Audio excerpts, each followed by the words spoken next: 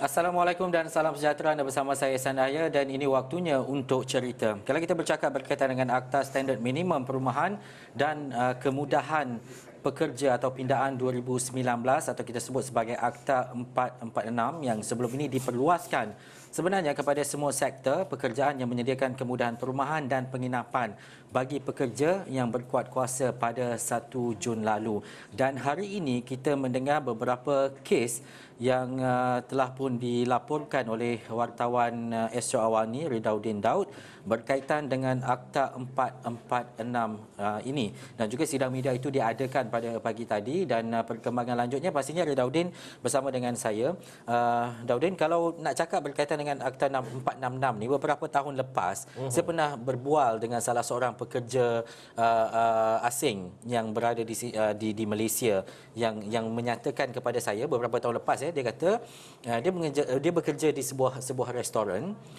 Katanya ada satu rumah dengan keluasan 1,100 kaki persegi, ada 24 orang dalam tu. Tapi mereka tinggal ikut shift. Maksudnya 12 orang pergi bekerja, 12 orang naik dan tidur. Betul. Begitulah berlakunya rotation dan juga rutinnya setiap hari. Itu apa yang diceritakan kepada saya lah. Tetapi hari ini akta berkenaan, Akta 446, Ridauddin sendiri ada maklumat lanjut berkaitan dengan perkara ini. Silakan. Jadi baik, sebenarnya betul lah macam apa yang Ehsan kata. Sebenarnya memang boleh dikatakan perkara ini sebenarnya sudah lama berlaku. Sebenarnya kalau mungkin saya kata 3 tahun lepas, sebenarnya mungkin 10 tahun lepas mungkin perkara yang sama berlaku.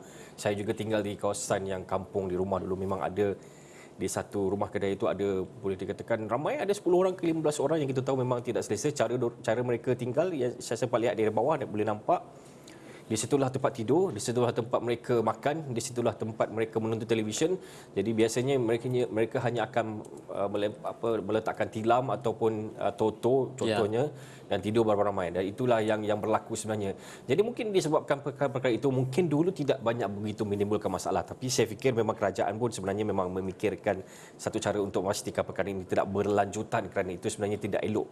Sebab kalau diikutkan sebenarnya kita antara salah satu key factor dalam buruh paksa yang menyebabkan mungkin negara boleh dikenakan tindakan di atas melakukan buruh paksa, salah satunya adalah menyediakan penginapan yang selesa buat pekerja. Jadi jika itu berterusan, maksudnya kita tidak dapat menyediakan perkhidmatan yang baik untuk mereka, jadi itu boleh menyebabkan kita boleh dikenakan tindakan di bawah labor force. Jadi itulah mungkin antara yang mungkin kerajaan membuatkan sesuatu yang berkaitan dengan Akta 446 ni. Mungkin boleh saya kongsikan sedikit antara maklumatnya yang berdasarkan apa yang saya baca. Mulai 1 September selepas, sebenarnya majikan perlu mematuhi Akta 446. Kalau mereka tidak mematuhi dan melakukan kesalahan, untuk setiap kesalahan mereka boleh didenda sehingga RM50,000 dan juga mungkin dipenjarakan jika sabit kesalahan. Jadi bayangkan sebenarnya daripada angka itu sebenarnya menunjukkan bahawa kerajaan tidak mahu berkompromi langsung dalam isu ini, dan bagi memastikan setiap majikan menyediakan tempat tinggal yang selesa, kondusif dan selamat untuk pekerja warga asing khususnya. Mungkin perkara ini sebenarnya tidaklah begitu dititik beratkan sebelum ini. Kalau ada yang bercakap pun mungkin hanya di belakang-belakang, hanya beberapa orang sahaja bercakap. Namun sejak pandemik COVID-19 melanda Malaysia bermula pada Mac tahun ini, nampaknya semua itu nampaknya seakan-akan telah berubah. Di mana kita nampak bahawa perlunya ada penginapan yang bukan selesa, tapi lebih kata selesa mungkin tapi lebih kepada penginapan yang selamat, terutamanya melibatkan COVID-19 ni. Kita tahu penjarakan fizikal, penjarakan sosial memang sangat penting. Jadi kita tahu bila adanya dalam macam tadi 100 kaki persegi 24 orang. Jadi di mana penjarakannya? Tiada langsung. Jadi mungkin itulah yang menyebabkan kerajaan berfikir okey, sudah tiba masanya kita melakukan pindaan, dan sebab itulah nampaknya kerajaan lebih tegas dan tidak mahu berkompromi. Dan itulah RM50,000. Macam hari ini saya tulis berita 21 kertas siasatan dibuka. 19-nya melibatkan satu kilang yang sudah saya sebut pun tadi, kilang Top Glove, melibatkan 19 kertas siasatan, 63 kertas pertuduhan. Bayangkan 63 kali dengan RM50,000, kalau semuanya kesalahan, maksudnya jumlah tu adalah sebenarnya sangat tinggi. Itu menunjukkan bahawa kerajaan memang betul-betul memandang serius perkara ini, Ehsan. Tiada kompromi, dan ini untuk memastikan. Sebab apa? Kalau kita duduk dalam rumah contohnya dengan 12 ke 24 orang khususnya, bila ada pula pandemik COVID-19 ini, kadar kebolehjangkitan itu sangat-sangat tinggi. Tiada penjarakan fizikal dan sebagainya, dan ini yang dibuat, dan bukan sahaja ketika COVID-19, pastinya selepas ini untuk melihat kepada keadaan ini, pastinya kerajaan seperti yang Ridauddin sebut tiada kompromi, pastinya banyak lagi kertas siasatan dan juga majikan-majikan perlu cakna dan juga perlu ambil tahu secara khusus berkaitan dengan perkara ini. Betul-betul. Memang sebenarnya kalau mengikutkan apa yang diberitahu oleh Ketua Pengarah Jabatan Tenaga Kerja Semenanjung Malaysia pada dalam sidang media sebenarnya tadi, sebenarnya statistiknya mungkin boleh dikatakan agak membimbangkan dari segi di mana daripada kepekaannya mungkin tidak begitu meluas, di mana beliau mengikutkan apa kata Ketua Pengarah sebentar tadi Asri Abdul Rahman, beliau mengatakan bahawa daripada 54,000 lebih 54,000 syarikat yang menyediakan penginapan untuk pekerja asing di Malaysia, hanya 665 sahaja, tak sampai 1,000 pun yang mendaftar untuk memohon untuk mendapatkan perakuan penginapan daripada Jabatan Tenaga Kerja. Jadi itu sebenarnya bila perakuan penginapan ini sangat penting, sebab apa? Bila mereka memohon kepada kerajaan ataupun jabatan itu, jadi dari situlah jabatan akan memberitahu, okey, anda boleh lakukan ini, anda perlu lakukan ini untuk memastikan anda dapat mematuhi Akta 446. Kalau tidak, memang anda akan dikenakan hukuman denda RM50,000 itu. Jadi itulah, tapi sayangnya sampai mula dilaksanakan pada 1 September baru-baru ini, berkuasa 1 Jun, tapi diberikan penangguhan 3 bulan sehingga 31 Ogos dan dikuatkuasakan pada 26 November lepas. Nampaknya daripada tempoh masa yang boleh dikata agak lama itu, nampaknya baru hanya ada 665 daripada 54,000. Dan daripada 665 itu pun bukan semuanya mematuhi ataupun mengikut spesifikasi yang ditetapkan oleh Jabatan Tenaga Kerja. Jadi bayangkan, berdasarkan apa juga kata Ketua Pengarah tadi, daripada 24,000 pemeriksaan dibuat, hanya 30% yang mematuhi akta tersebut. Jadi bayangkanlah dia punya gapnya antara 30 ke 70 itu memang kita tahu besar, dan nampaknya sebenarnya masih lagi kepekaan ataupun cakna terhadap akta ini nampaknya masih lagi kurang. Walaupun bagaimanapun Ketua Pengarah mengatakan bahawa beliau menyasarkan sehingga hujung tahun depan untuk syarikat semua mendaftar ataupun memohon perakuan penginapan. Tapi itulah, kita lihat bagaimana usaha dan bagaimana yang penting usaha itu ada, tapi yang penting dari segi kepekaan sendiri syarikat-syarikat dan majikan-majikan sendiri. Sehingga tahun depan disasarkan untuk kebanyakan lebih daripada 50,000 syarikat untuk mendaftar dan juga melihat spesifikasi yang betul terhadap rumah berkenaan dan juga tempat kediaman berkenaan. Tetapi adakah dalam tempoh sekarang ini, selepas ia dikuatkuasakan pada September 2020, tindakan dan juga penguatkuasaan itu terus diberikan ataupun terus dipastikan untuk, maksudnya kita mencari ataupun tidak mereka-mereka yang terlibat dengan kesalahan-kesalahan ini. Oh ya, betul. Memang kita ada tanyakan perkara itu kepada Ketua Pengarah seperti tadi. Memang kalau ikutkan Ketua Pengarah, mereka belum lagi menggerakkan sepenuhnya. Kerana akta baru saja buat dikuatkuasakan, jadi mereka tidak ada masa lagi untuk menggerakkan sepenuhnya. Lebih-lebih lagi dengan PKPB kita ada banyak kekangan. Tapi apa yang menarik sebenarnya, semua data tersebut ada dalam pengetahuan mereka. Jadi saya fikir mungkin akan digerakkan selepas ini. Dan sebenarnya mereka sudah mula menggerakkan. Dan sebagai contoh, macam sidang media yang saya pergi pada pagi tadi ialah berkenaan dengan operasi penguatkuasaan terhadap kumpulan syarikat Top Glove, ekoran penularan wabak COVID-19 macam saya sebut tadi. Jadi dari situlah sebenarnya pertambahan kes positif dan kluster yang mencatatkan sehingga lebih 1,000 kes satu hari.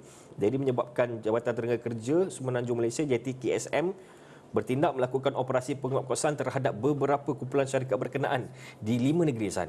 Salah satunya ada Perak, Kedah, Kelantan, Negeri Sembilan dan Johor. Itu sebenarnya menunjukkan bahawa sebenarnya pergerakan itu ataupun penguatkuasaan itu sudah bermula, dan dalam apa yang dilakukan operasi tadi, mereka telah mengesan beberapa kesalahan, dan antara kesalahan utama yang seperti saya cakap adalah kegagalan syarikat untuk memohon perakuan penginapan itu. Jadi itulah, daripada perakuan penginapan, kegagalan itu seterusnya membawa kepada kesalahan-kesalahan lain. Maksudnya bila tiada perakuan penginapan, maksudnya mereka mungkin tidak tahu apa kesalahan yang lain. Jadi bila diperiksa bahawa tiada perakuan penginapan, jadi mereka dapat lagi periksa bahawa yang lain ada, antara kesalahannya adalah termasuk keadaan penginapan dan asrama yang padat, macam yang Ihsan cerita tadi, tidak selesa dan tiada pengudaran yang sesuai. Jadi inilah sebenarnya antara faktor-faktor yang sebenarnya menyebabkan tiada penjarakan fizikal, tiada pengudaraan mungkin padat, kedap mungkin dan lain. Jadi sebenarnya itulah mungkin yang menyebabkan kalau ada saja yang terkena positif, kalau dalam rumah tu 24, mungkin 24 sekali akan terjangkit positif COVID-19.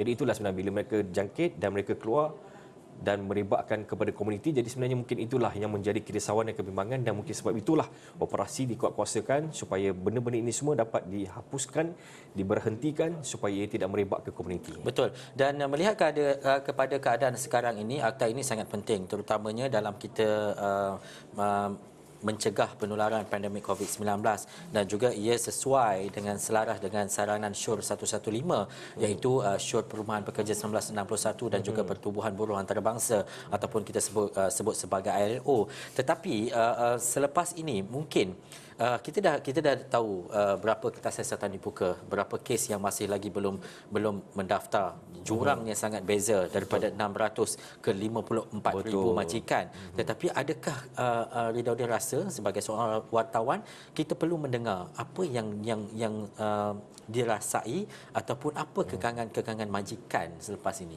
Ya betul. Sebenarnya kita pun berdasarkan bacaan saya pun, Astro ini pun pernah mengeluarkan keluhan daripada majikan sebenarnya.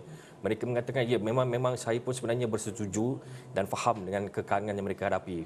Bila mana mereka meletakkan sebagai contoh 24 orang dalam satu kawasan yang kecil, 12 orang pergi pagi, 12 orang pergi malam. Jadi sebenarnya antara perkara yang tersirat sebenarnya mungkin itu adalah salah satu cara untuk mereka mengurangkan kos. Kerana daripada 24 orang, kalau mengikutkan peraturan sekarang adanya sekian-sekian keluasan hanya dibuatkan 6 orang. Contohnya 24 orang tu, kalau katalah kita bahagi kepada 6 orang sahaja yang boleh, maksudnya kita kalau 24 kita bahagi kepada 6, maknanya kita memerlukan 4 rumah. Kalau lah kata satu rumah tu kita sewa 1,000. Sebelum ini 1,000 boleh memuatkan 24 orang, tapi kini memerlukan 4,000 untuk memuatkan 24 orang. Jumlah orangnya sama tapi kosnya meningkat. Jadi itulah sebenarnya antara perkara yang menjadi perbualan ataupun mungkin permasalahan di kalangan majikan di mana perkara yang biasanya berlaku lah. Apa saja boleh melibatkan kenaikan kos, sudah pasti kos operasi meningkat. Dan biasanya yang melibatkan mana-mana yang melibatkan pembuatan atau perladangan ataupun mana-mana melibatkan rakyat sendiri, sudah pasti bila ada saja peningkatan kos di pihak mereka, yang terkesan pastinya rakyat, di mana peningkatan harga juga akan berlaku. Jadi sebenarnya ini akan mewujudkan rantangan yang sebenarnya memang kita tidak tahu sampai bila dan bagaimana kita putuskan. Jadi sebenarnya itulah antara saya fikir antara yang keluhan yang paling besar adalah kos. Bagaimana mereka untuk mengurangkan kos, tapi dalam masa sama perlu mematuhi apa Akta 44, 46 ini dan memastikan mereka tidak didenda. Yang sudah pasti kalau didenda pastinya akan meningkatkan lagi kos mereka. Sebab di akhirnya kita perlu melihat kepada keseimbangan itu ya Ridauddin. Sebab apa kalau mungkin selepas ini keuntungannya tinggi disebabkan rumah yang murah dan juga menempatkan banyak pekerja, tetapi mungkin selepas ini masih lagi ada keuntungan. Tetapi kos untuk menyediakan rumah yang lebih kondusif itu agak tinggi sedikit. Itu antara pertimbangan yang perlu difikirkan majikan. Mungkin ada yang nak untung lebih ataupun nak memastikan bahawa perkara ini tidak menyalahi Akta 446 ini. Baik, terima kasih Ridauddin Daud, dan beritanya pastinya anda boleh dapatkan secara khusus di astroawani.com dan juga menerusi buletin-buletin yang berikutnya pastinya kami muatkan di media sosial juga. Baik, terima kasih Ridauddin. Kita nak berhenti rehat seketika. Selepas ini saya nak bercerita berkaitan dengan apa nasib haiwan di zoo negara. Kita berhenti rehat seketika, kembali selepas ini.